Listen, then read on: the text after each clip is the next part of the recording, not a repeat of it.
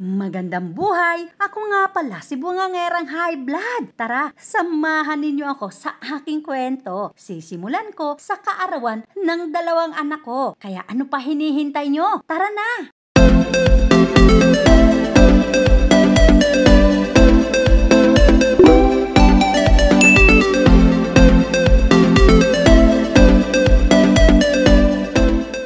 Kaarawan nga pala ng dalawang anak ko ngayon na sila Angel at Catherine. Kaya naman, pinagsasabay ko na ang kanilang pagdiriwang dahil isang araw lang naman ang pagitan. Sa restaurant nga pala namin, ipinagdiwang kasama ang buong pamilya.